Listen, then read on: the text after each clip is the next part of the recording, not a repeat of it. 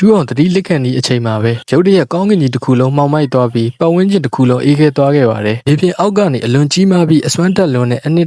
တန်းရှိဝိညာဉ်သားရဲကြီးဖြစ်တဲ့ရေခဲပိုးကောင်ဖြူကြီးဟာယူအောင်စီကိုချင်းကက်လာငါနောက်ဆုံးတော့စိတ်ဝိညာဉ်ဆန်းရည်ရှိတဲ့လူငယ်တယောက်ကိုရှာတွေ့ပြီလို့ပြောကယူအောင်ရဲ့ခန္ဓာကိုယ်ထဲကိုအတင်းဝင်ရောက်ဖို့ကြိုးစားပါတော့တယ်။ကောင်းကင်ဘုံနဲ့ဘုရားလောကရဲ့လှပတဲ့မြင်ကွင်းတစ်ခုကိုမြင်တွေ့ရမှာပါ။အဲ့ဒီနေရာမှာတော့လွန်ခဲ့တဲ့နှစ်ပေါင်းတောင်းချီကဒိုလိုပီမာကြီးကိုကယ်တင်ခဲ့ပြီးအခုချိန်မှာနတ်ဘုရားအဆင့်ကိုရောက်ရှိနေပြီဖြစ်တဲ့ကျွန်တော်တို့ရဲ့မင်းသားကြီးထန်ဆန်းတယောက်သူ့ရဲ့ဇနီးကျော်လေးရှောင်းနဲ့အတူရှိနေခဲ့ပါတယ်။ဇနီးတွေကသမီးလေးရှောင်းချီအိပ်ပျော်သွားပြီဖြစ်ကြောင်းပြောနေချိန်မှာပဲထန်ဆန်းရဲ့မျက်နှာကတော့တခုခုအကြီးအကျယ်စိုးရိမ်ပူပန်နေတဲ့ပုံစံဖြစ်နေတာပါ။နတ်ဘုရားလောကရဲ့တရက်ဟာလူသားကဘာရဲ့တနစ်နဲ့ညီမျှတယ်။ထန်ဆန်းဟာဒိုလိုပီမာကြီးမှာအချိန်ပိုပေးခဲ့ခြင်းပေမဲ့ကျင်နာခြင်းနဲ့မကောင်းမှုဆိုင်ရာနတ်ဘုရားမင်းကြီးတွေရဲ့အလောင်းအစားကြောင့်ကောင်းကင်ဘုံအမြင်ပြန်လာပြီးအခြေအနေတွေကိုထိန်းသိမ်းခဲ့ရပါတယ်။လူပီမာကြီးဘောကရှင်းလော့အင်ပါရာရဲ့လူသားမင်းအိမ်တော်ကြီးစီကိုခေါ်သွားပေးပါမယ်။မနက်စောစောကင်းလင်းနေတဲ့စစ်သားတွေကအိမ်တော်တွေကနေအထုပ်ထုပ်နဲ့ထွက်ခွာဖို့ပြင်ဆင်နေတဲ့အသက်17နှစ်အရွယ်ကောင်လေးတယောက်ကိုတွေ့လိုက်ရပါတယ်။သူကတော့ဒီဇလန်ရဲ့မင်းသားအသစ်ဟောယူအောင်ပဲဖြစ်ပါတယ်။စစ်သားတွေကသူ့ကိုမျိုးသားမင်းရဲ့သားတော်လေးကျောင်းမာစတာလို့နှုတ်ဆက်လိုက်တဲ့အခါမှာတော့ယူအောင်ရဲ့မျက်ဝန်းတွေ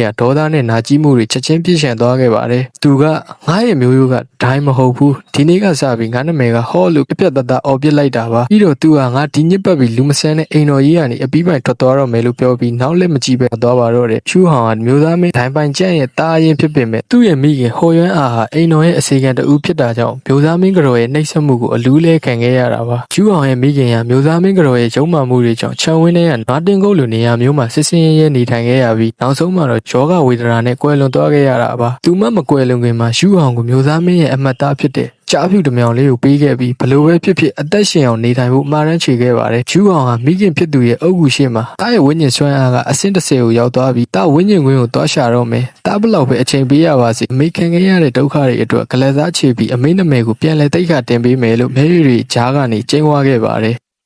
မိခင်အတွက်ကလသားချေဖို့နဲ့အစွမ်းတက်တဲ့ဝိညာဉ်ဆရာတယောက်ဖြစ်လာဖို့အတွက်ယူအောင်ကဝိညာဉ်သားရဲတွေတောင်းကျမ်းလာတဲ့ရှင်းတို့တော်ကြီးစီကိုတယောက်တည်းချေချင်းခီး6ရက်တိုင်ရှောက်လန်းခဲ့ပါတယ်။ဒိုလိုပီမာကြီးရဲ့စီးမြင်အရာအဆင့်30ရောက်သွားတဲ့ဝိညာဉ်စစ်တီတဦးကဝိညာဉ်သားရဲကိုကိုယ်တိုင်တက်ပြီးထွက်လာတဲ့ဝိညာဉ်ကွင်းကိုစောယူနိုင်မှသာအဆင့်တက်မှာဖြစ်ပါတယ်။အခုလက်မြေပေးတစ်ခုမှာတော့ယူအောင်တယောက်ဗိုက်ဆာဆာနဲ့မြစ်ထဲကငါးတွေကိုဖမ်းပြီးကင်ဆန်းနေခဲ့ပါတယ်။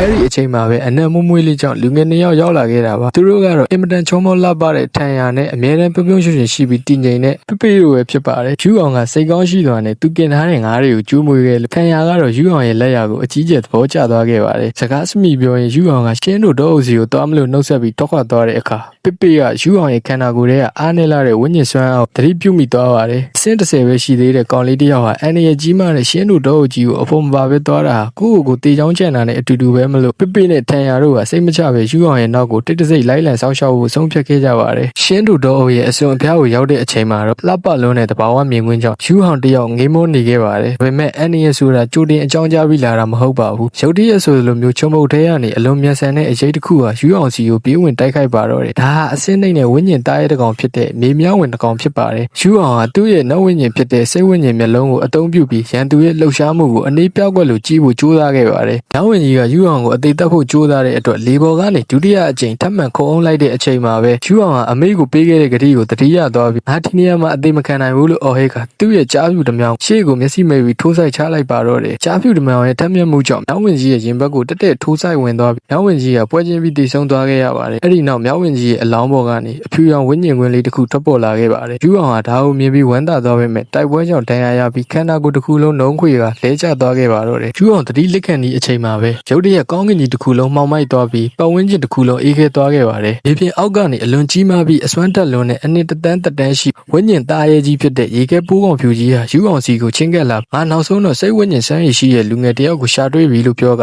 ယူအောင်ရဲ့ခန္ဓာကိုယ်ထဲကိုအတင်းဝင်ရောက်ဖို့ကြိုးစားပါတော့တယ်။ယူအောင်ကိုစိတ်မချလို့လိုက်လာတဲ့ပေနဲ့ထန်ရတို့ရောက်လာပြီးဒီထူးဆန်းတဲ့စွမ်းရည်ကြီးကဘာလဲဆိုပြီးယူအောင်ကိုကယ်တင်ဖို့ပြင်ဆင်လိုက်ကြပါတယ်။ယူအောင်ကတော့အမောင်တုကဘာကြီးထဲမှာငါဘယ်ရောက်နေရလဲဒါအိမ်မလားဆိုပြီးမျက်လုံးတွေပိတ်သွားခဲ့ပါတော့တယ်။စင်း30ပဲရှိသေးတဲ့အားနေတဲ့ယူအောင်ရဲ့ခန္ဓာကိုယ်ထဲကိုအနှစ်တန်းသားရဲကြီးဝင်ရောက်သွားတဲ့အခါဘာတွေဆက်ဖြစ်မလဲထန်ရနဲ့ပေတို့ပါရောယူအောင်ကိုကယ်တင်နိုင်ရမလားဆိုတာကိုတော့နောက်ထပ် episode 2မှာဆက်လက်စောင့်မျှော်ကြည့်ရှုပေးကြပါဦးခင်ဗျာအားလုံးကျေးဇူးတင်ပါတယ်